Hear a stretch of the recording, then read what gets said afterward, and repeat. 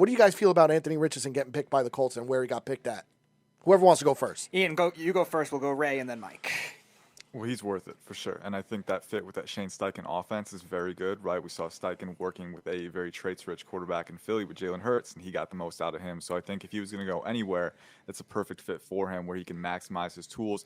Anytime, well, first off, right, I mean, you're playing in the AFC. You need to compete, right? And you're playing against quarterbacks like Patrick Mahomes, Josh Allen, Justin Herbert, all right? The firepower in that conference is insane. And, ultimately, it might get to a point where it's going to be traits versus traits in the playoffs. And you might need a guy with talent like Richardson to get you over the hump, right? So Richardson, people talk about the stats, the completion percentage, the accuracy does need to improve. He does need to sync up especially in the NFL. But I think, he had one of the highest drop rates in college football among wide receivers, right? So, I don't think it's quite as much of a liability as people let on. Did you watch any Florida games by any chance? Did you see any of his games against especially the top schools? I'm just curious if you did, because I did. Yes. And a couple of his throws were nothing. I'm an NFL draft analyst. Well, of course. I get that. I get that. But I mean, I'm just not a big fan of Anthony Richardson. I just don't think Here's the thing with Anthony Richardson. He is 21 years old. He had 1 year of starting under his belt, right? This is a guy who you need to get more reps. You need to get him in the lab. I agree. He's 6'4", 240. He ran a 4.43, and it shows up on tape. He's not just a linear speed guy. He can make you miss. He can juke you out of your shoes. He's explosive. It takes more than one tackler to bring him down. He has a rocket arm. But then even beyond that, I've been talking about the traits.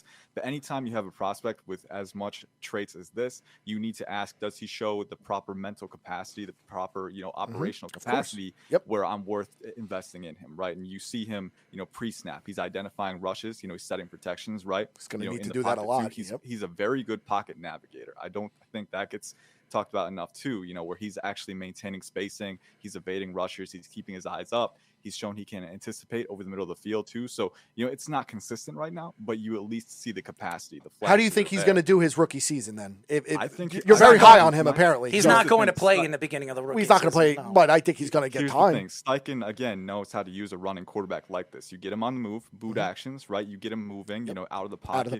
You manufacture space for him. I think he's got good weapons. They drafted Josh Downs in round 3, who complements Michael Pittman and Alec Pierce very well. They got a solid offensive line. I think they have enough supporting talent to bring him up, and they have Gardner Minshew too. They don't have to they can ease him in as well. So I think he landed in the right situation, and I think the flashes are there for sure.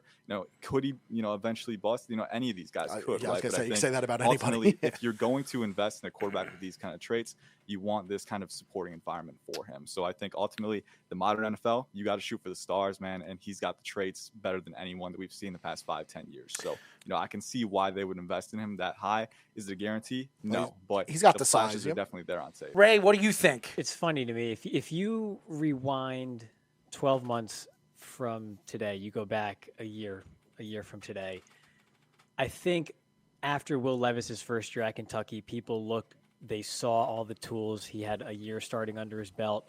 There were some flashes, right? But yes, he turned the ball over a lot, and there was inconsistency, as you would expect. And I think people got ahead of themselves projecting what Will Levis could become once the sum of all those parts was put together, and they saw this prototype, just stud of a quarterback, right? Specimen, if it was all put together.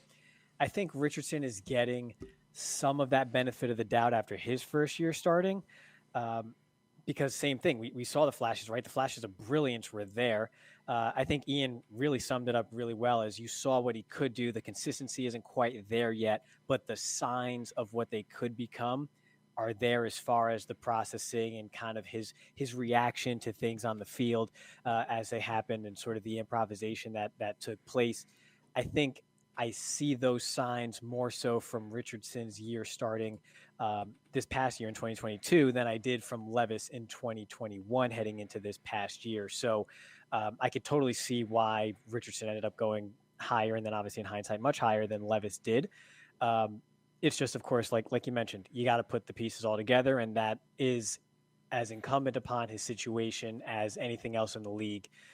It's, because I think once you're in the league, it's not always all about just the player and their ability. It's the environment, the situation around them, the coaching, the consistency, the line in front of them. And I think the pieces are there to allow for that to happen, for Richardson to develop. It's just, you got to be a bit patient, I think.